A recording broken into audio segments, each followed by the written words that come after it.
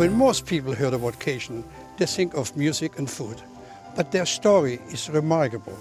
200 years ago, the Cajuns were exiled from their native land of Nova Scotia and settled in the southern swamps of Louisiana. In this episode, I'll be joined with the legendary John Falls, a master of Cajun cooking. We'll be making turtle sauce piquant, a jambalaya, and finishing off with a very unique Cajun dessert, a bouillie. Despite the struggle, Cajun's culinary heritage has maintained itself, and I cannot wait to show it to you on A Taste of History.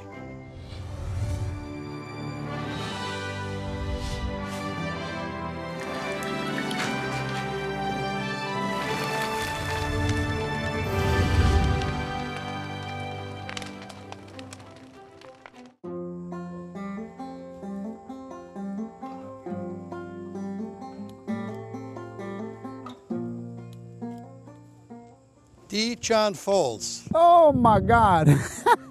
How you doing, Chef? So good to see you, man. Welcome home. This is my home. So nice to have you in. There's many years you're talking about it. Now I'm here.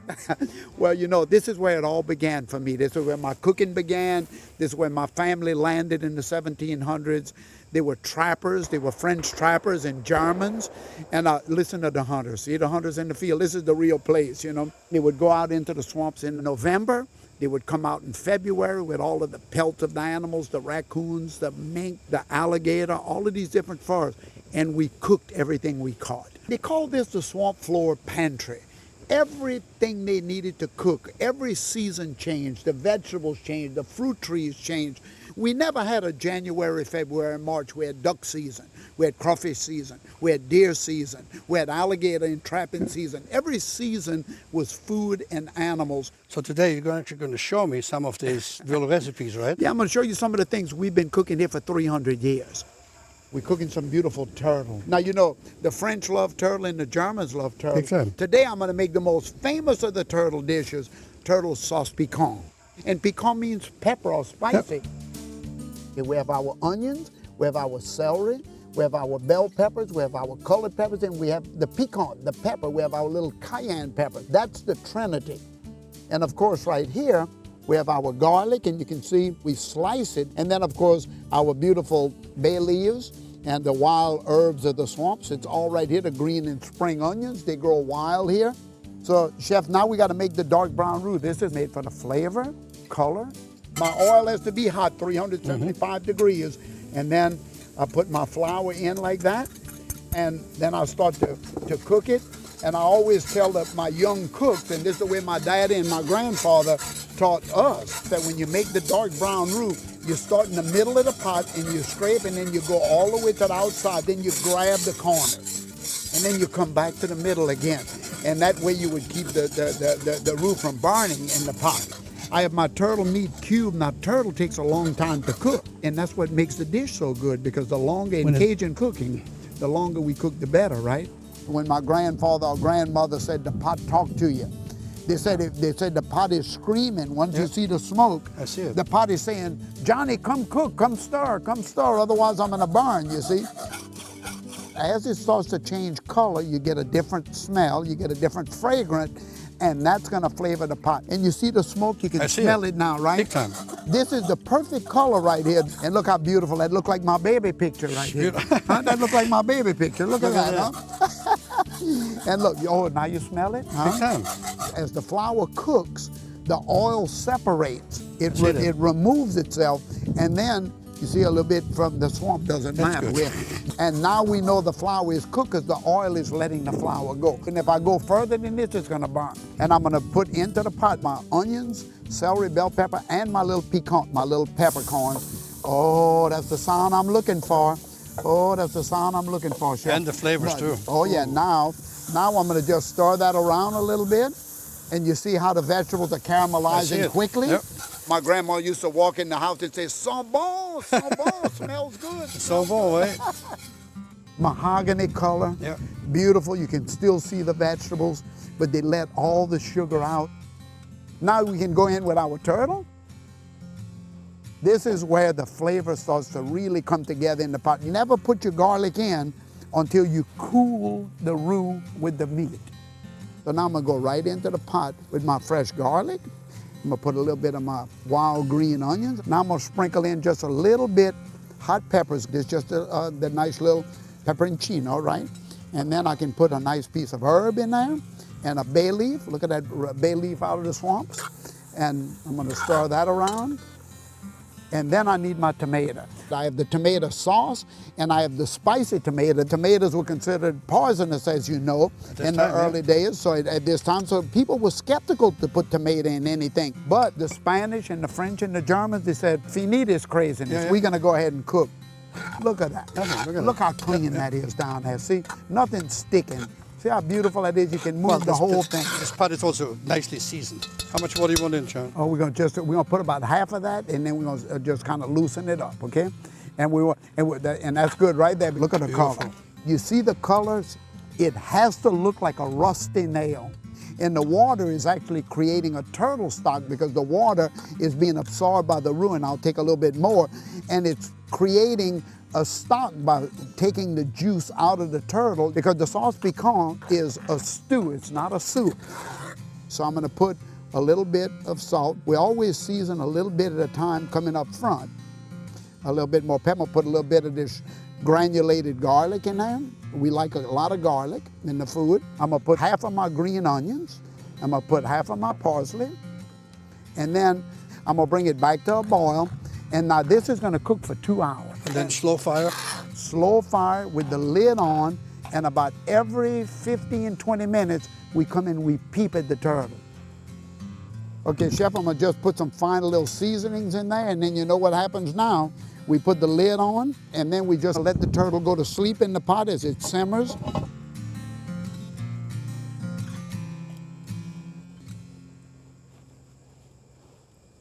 It's amazing how much work went into that turtle piquant. Well, you know, that's the way. We didn't have anything to do but work and cook. That was it. Now look, there's the rice. Now I'm gonna go around the rice like that and make sure that we have a lot of meat, because look, we were never short on meat. We never had a problem with meat. And Chef, I got some little parsley right there. Here we go. Maybe a nice little bit right on top. I can't wait. I gotta try that here.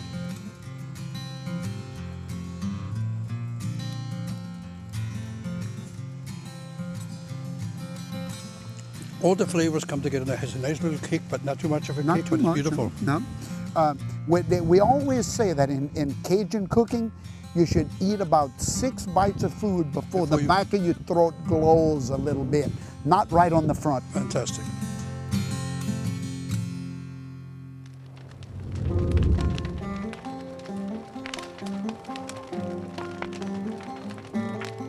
Cajun is actually a slang from the French word Acadien, meaning Acadian from the land of Acadie, Canada. The French settlers that would eventually become known as Cajuns in Louisiana began their story in modern-day Nova Scotia. They started to arrive in the early 1700s and established a peaceful way of life. Unlike examples to the contrary that are most common throughout history, these French settlers coexisted peacefully with the natives and each other. Despite their success in achieving a peaceful and productive society, politics far outside of their control forced changes that would make staying in Canada impossible. With the Treaty of Fontainebleau in the early 1700s, all lands east of the Mississippi became owned by the English, which meant that that area of Canada was now English lands. So the French either had to pledge allegiance to the English or they had to move. The Acadians refused to sign an unconditional oath to the king, and the British expelled them. Most of the settlers were displaced and found themselves being deported to British colonies, while others migrated south, eventually making their way to Louisiana.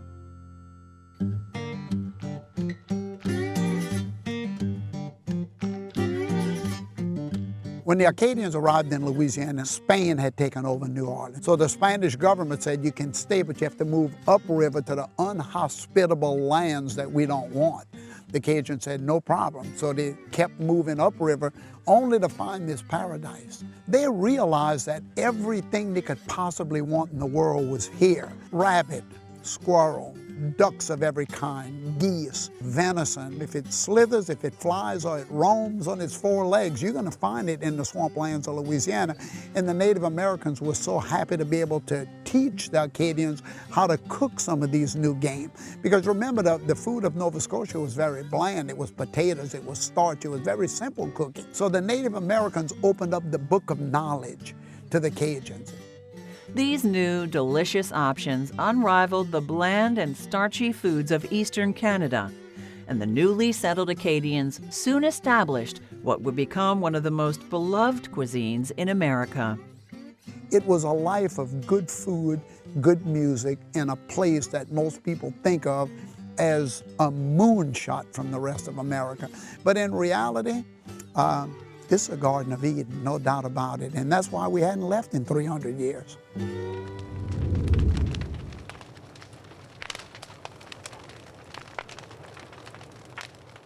So John, the turtle pecan was to die for.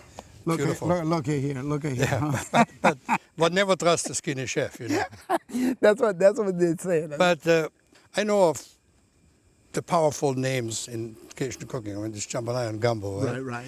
And you're going to show me a jambalaya that I've never seen before. Matter of fact, I've seen the protein, I already know. I'm in for a treat. The Cajuns lived in a land of necessity. They had to get out and work into this swamp floor pantry to get the foods they need, and everything was here. Gumbo gets its name, of course, from the African word for okra, but jambalaya gets its name, jambon, ham, and the African word for rice, yaya. So ham with rice, jambon à la yaya, becomes jambalaya. And that's where the word comes from. So, Chef, we walked out into our swamp floor pantry and we got our ingredients for the jambalaya. We have our tree perch, that squirrel. That's not a city squirrel. That's a squirrel that eats the nuts off the tree, the pecans. Yep. The meat is beautiful. Then we have the rabbit. This is the swamp rabbit right here. And the swamp rabbit is a beautiful dark meat. It's gamey. It's not like the tame rabbits that you have in a cage. Look at the color. And right here you have the tenderloin. Look at how beautiful that is right there. And all meat, just a little bone in the middle. And then the little birds, this right here is doves. These are the doves that we killed in the field yesterday. So we have 3 different wild game meats for our jambalaya. So we're gonna start by adding a little bit of our lard, because of course we killed the wild hogs and we raised our pigs. And we render down the fat and serve it. And Chef, if you can bring me the protein right there, I'm gonna go ahead and season the birds, I'm gonna season the rabbit, I'm gonna season the squirrel. Pepper on there. You see, we season heavily, but then we rub it in with our hands. Massage it right into it. Yeah, massage it right into it like that. That's how we flavor things. Look at that swamp rabbit leg. We putting our tenderloin in there. These are the front legs of the rabbit. Nice. See how nice that is? Now I'm gonna put the squirrel legs in. The flavor is typical of the rabbit. It's all wild game, right? And the little birds are gonna go in too, right?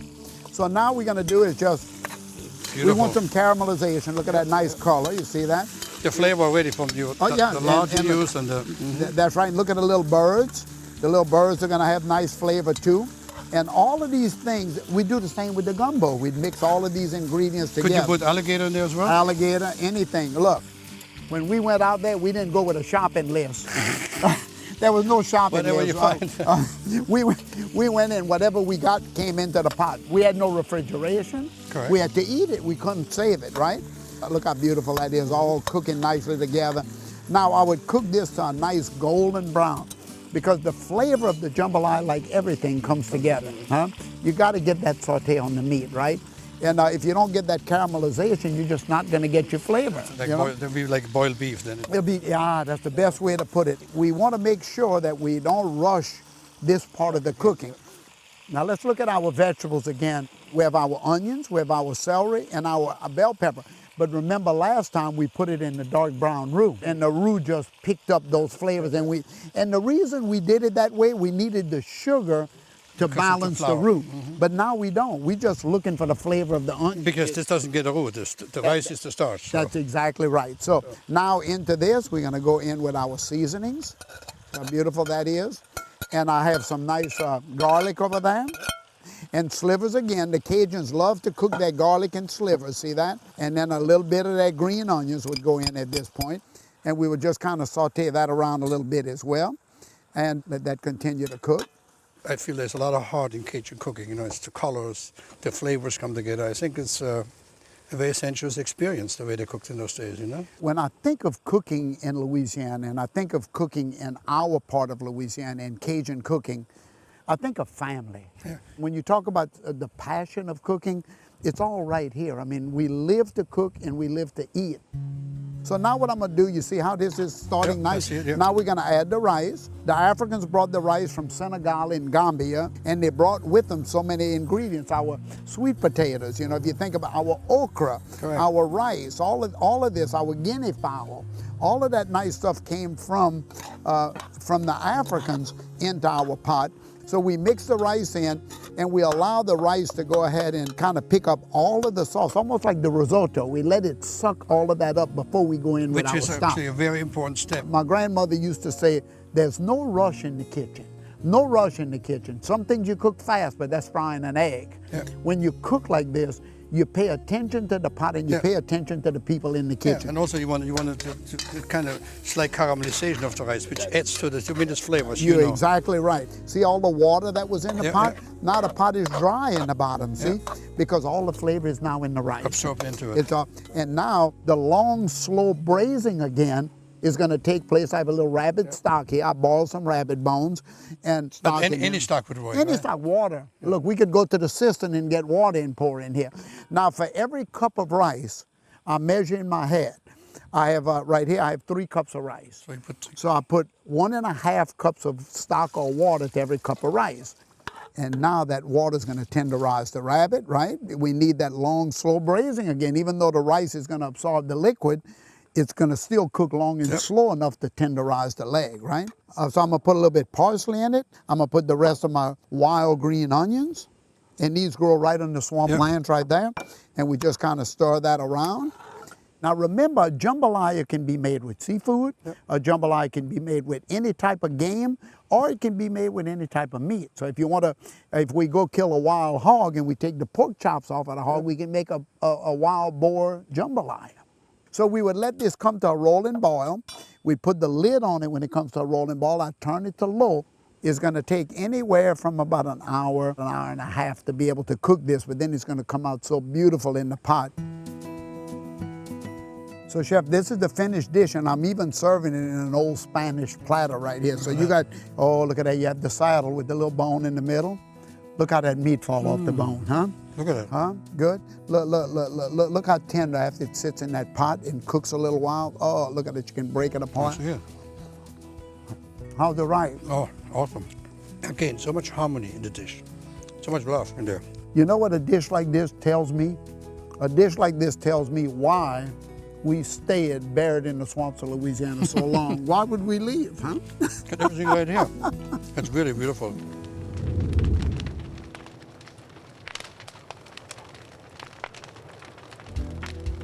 So the Acadians are the French of Nova Scotia, driven out by the English, arrives in Louisiana 1750, find this beautiful homeland we call the swamplands. Nobody else wanted it. We took it, and we've been thriving here ever since.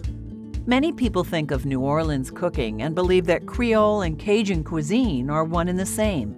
But that couldn't be further from the truth. The difference between Cajun and Creole cuisine is the difference between light and lightning. It's so different. The Cajuns was simple one-pot cooking. They had a simple cast iron pot. They filled it with the bounty of their swamplands. They cooked it with the raw ingredients that they found and came to learn from the Indians. They pounded their own spices off of the trees and the leaves, and everything that went into the pot was either a wild game dish or a seafood dish out of these bayous. The Creoles of New Orleans, remember, are aristocrats from Europe. They're coming here, they have the Port of New Orleans. The Port of New Orleans is opening up, bringing them all the goods that they're missing from back home. And all of a sudden, the cuisine of New Orleans was as aristocratic as the foods of Paris or any other great city of Europe at that time. The salads, the soups, the appetizers, the starter courses, the desserts of the Creole table never found its way here because the Acadians didn't need to leave here. The Creoles needed to come to buy their goods. But the Acadians said, you know what, we're where we want to be. And they never left this area again.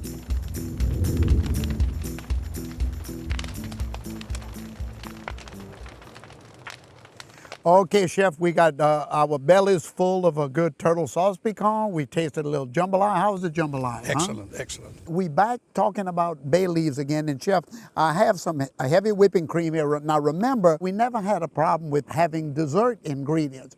The swamp floor gave us so many beautiful, beautiful fruit. We had the mayhaws, we had the blackberries, we had the wild black cherries, we had the plums. We had everything we wanted in here. Like I said, this is our grocery store. Raspberry, blueberries as well? Well, you know what? Raspberries and blueberries came out of New Orleans later, but we still preferred those fruit. Now, out of season, we buy the fruit from the traveling people, because the travelers used to come through selling goods. So, Chef, here we are starting with the bay leaves again, and this bouillie would have used the bay leaf as an added flavor to it. In fact, the predominant flavor in the dish. This is a sugar culture here, right? So we're gonna put the sugar in, and then I need the eggs. Just whip them up really good for me. That's only egg yolks, and I have about 6 of them in here. And these eggs are right out of the chicken yard. See the color of that yolk, how beautiful it is? Yeah. I'm sure this egg's never seen in the supermarket. This came right out of the chicken house, I promise you that. Now I'm gonna come in here with my whip and just kind of whip it together to mix my egg yolks in really good. Now the thing about this that most people don't know is that if you stop stirring this, you're gonna curdle eggs, you're gonna scramble eggs in here, right? So you wanna continue until the pot gets hot enough. The black iron pot is gonna give me a lot of nice heat. Now we're gonna add some fresh vanilla in here, and the vanilla is gonna give us that nice flavor. Remember, the Cajuns get here in 1750 to 1760. The Port of New Orleans is opened in 1720, so for 40 years before, they're already bringing in the spices. They're already bringing in the great flavors, and now they're coming into Cajun country. Now we're gonna go ahead and put in a little bit of the nutmeg, but look at that, how rich that is. Beautiful. And remember, this is one of our predominant desserts. When we came out of the swamps, my mother or grandmother would always have on the table a big bowl of bouillie. And you see the eggs are starting to thicken that nicely right there. You see how it's coming together beautifully? But you never want to stop stirring it because, of course, that's when it's going to curdle, right? Once we see just a little bubble in it, we know we're at 190 because that simmering starts at 190. And they always say it had to nappe at the back of the spoon. In the island, we call it rundown because it got a rundown of the spoon. And when it we runs call down it nappe in off the French. spoon, like that, huh? Yeah. Now, once it cools, they put it on the table, and every now and then somebody had a job. Every time they passed the pot, they started. Look at all of the berries we have now. Today, we're just going to use a lot of the berries that we have. Of course, we have the strawberries here. We have the satsumas here. We have the blueberries here. And here's the beautiful blackberries out of the swamps of Louisiana. And, of course, we have the red grapes we grow here as well. And of course, the raspberries we pick up from the store. So, Chef, like I told you, we used to have a big bowl on the table, but look how thick that bouillie is. Huh? Look at that, huh? Now, Chef, you gonna throw some berries on top of that one for me? Just grab whatever you want. I'm gonna put a little bit more bouillie on top. Okay, now you go again. You gotta get a couple of raspberries on top there. Hold on. Get some pretty Couple berries. fantastic blackberry here. Oh, look at those blackberries, how beautiful, huh? Then I'm gonna come back with more bouillie. Look at that. Gorgeous. Huh? Okay, now a nice pretty decoration on top, Chef. That's the way I like mine too, is running over the cup. Yeah, there you go. A bay leaf on there. To let everybody know what they have in the bay leaf custard. This is the beautiful bouillie from Cajun country, Louisiana. From 1750, people have been walking from New Orleans to Cajun country just to eat this bouillie. Now let's get a little bite there. Look at that. Wow. Wow. Wow. That is spectacular. The little hint of the bay. The bay leaf. The richness of the eggs, a little bit of vanilla, and a little bit of nutmeg just takes over the top. And it's making use of what you had in your environment. And such a simple but elegant dessert. Chef, today there's chefs all over the world that wish they could make a bouillie simple as that out of a black iron pot. Awesome.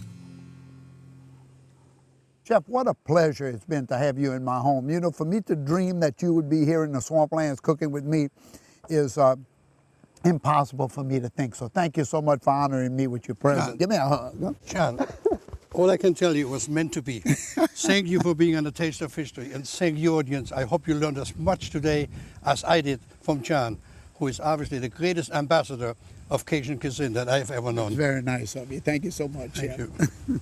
You eating all the bouillie. Let me have some, huh?